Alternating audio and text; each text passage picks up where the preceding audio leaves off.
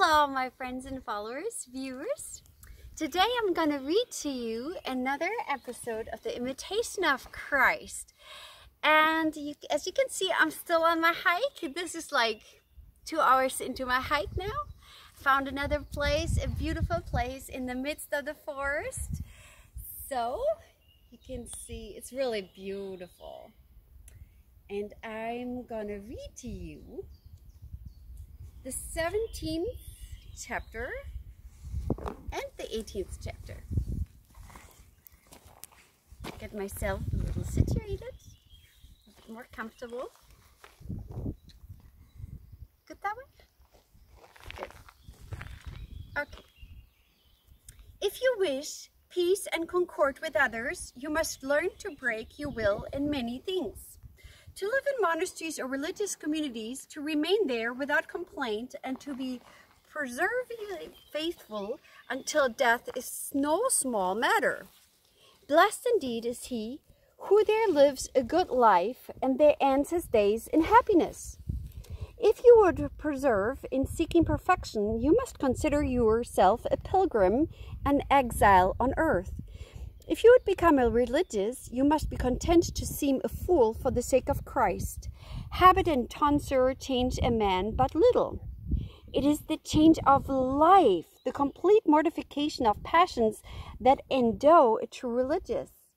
He who seeks anything but God alone and the salvation of his soul will find only trouble and grief. And he who does not try to become the least, the servant of all, cannot remain at peace for long. You have come to serve, not to rule. You must understand, too, that you have been called to suffer and to work, not to idle gossip away your time. Here men are tried as gold in a furnace. Here no man can remain unless he desires with all his heart to humble himself before God. So it is talking here about a religious life that, if you just wear the clothes of a religious person, it doesn't change anything. But it also applies the same principle if you live in the world and you're not wanting to be a religious. It is that your clothes, your external will not change you, but you have to learn to be happy to serve and not be served. Jesus came to serve, not to rule. And this, what we're learning from him, we shall follow him as an example. That's why he washed the feet of his disciples, because he wanted to show that we need to serve, not to rule. And the job of the lowest servant was to wash the feet. So no job is too low. And also, you cannot remain in peace if you just want your way, your rule over everyone. It's not going to happen. It's not really going to help you. And I'm kind of uncomfortable. So I'm going to put my legs out a little to read the next chapter. 18th chapter. Consider the lively example set by the saints who possess the light of true perfection and religion, and you will see how nearly nothing we do. What a loss in your life compared with theirs! The saints and friends of Christ serve the Lord in hunger and thirst, in cold and nakedness, in work and fatigue, in vigils and fasts, in prayers and holy meditations, in persecutions and many afflictions. How many and severe were the trials they suffered, the apostles, martyrs, confessors, virgins, and all the rest who willed to follow in the footsteps of Christ. They hated their lives on earth, that they might find life in eternity. How strict and detached were the lives the holy hermits led in the desert. What long and grave temptations they suffered. How often were they besieged by the enemy. What frequent and ardent prayers they offered to God. What rigorous fasts they observed. How great their zeal and their love for spiritual perfection. How brave the fight they waged to master their evil habits.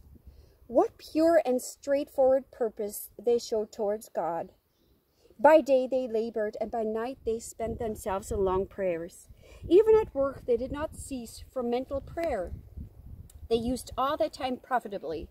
Every hour seemed too short for serving God, and in the greatest sweetness of contemplation they forgot even their bodily needs. They renounced all riches, dignities, honor, friends, associates. They desired nothing in the world. They scarcely allowed themselves the necessities of life, and in the service of the body, even when necessary, was irksome to them. They were poor in earthly things, but rich in grace and virtue. Outwardly destitute, inwardly they were full of grace and divine consolations. Strangers to the world, they were close and intimate friends of God. To themselves they seemed as nothing. They were despised by the world, but in the eyes of God they were precious and beloved. They lived in true humility and simple obedience. They walked in charity and patience, making progress daily on the pathway of spiritual life and obtaining great favor with God. They were given as an example for all religious, and their power to stimulate us to perfection ought to be greater than that of a lukewarm to tempt us to laxity.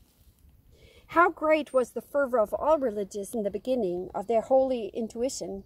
How great their devotion and prayer, their rivalry for virtue! What splendid discipline flourished among them! What great reverence and obedience in all things under the rule of a superior! The footsteps they left behind still bear witness that they indeed were holy and perfect men who fought bravely and conquered the world. Today he who is not a transgressor and who can bear patiently the duties which he has taken upon himself is considered great.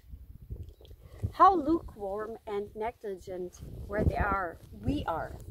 We lose our original fervor very quickly, and we even become weary of life from laziness. Do not you, who have seen so many examples of the devout, fall asleep in the pursuit of virtue? So isn't it true that oftentimes we start off with fire and fervor and something is new and exciting, but as soon as it becomes the everyday, it becomes dull and we become tired of it. We don't feel maybe anything. So at the beginning of your spiritual walk, God will kind of lure you in with sweetness, and you might feel a lot of consolations, it got a lot of grace. But then comes the point that you have to go beyond your feelings. So you just do because you know it is right and it is working. And God will work in you if you feel anything or not. But are you able to endure without the feeling of grace and just wanting this feeling of grace? You need to go beyond, because you're seeking God and not just the grace and consolation. So we have to move beyond. And this is really key. Perseverance. It's difficult to do. It's not easy. It's not an easy road to keep on the road of good deeds, and maybe you don't get a thank you, and living the right life and doing the right things for the love of people and God. And nobody might be thanking you. And you think, well, it's not worth it. I'm not getting a reward. I don't feel anything. You know, you don't maybe hear a voice from the heavens coming down and telling you how great you are. And that's exactly the time when you need to endure. These are the times where your greatest progress will come and you will grow within. So I encourage you to practice with me daily meditations. I offer them on my YouTube channel, and you can easily do them with me. So to do it really daily, to connect and go beyond and really truly endure. If you feel something, that's awesome, but you don't feel anything, keep on doing it. Keep on doing the right thing, staying on the right path. You know, you get bored, because of laziness, you don't have a purpose, you don't have a way to go, then everything seems dull and useless and hard. But you keep on going. It doesn't matter. Go through it. And it's like a breakthrough into a new being. And you will grow, transform. And God is always working in you, if you feel anything or not. So let's look at the saints. Take them as an example. Maybe take one that you really feel connected to. Take them as an example. Follow them. Well, I wish you a wonderful day. I hope you enjoyed my reading in the beautiful forest here. I hope you enjoyed me taking you on my hike with me. And I see you next week again for another reading. God bless you.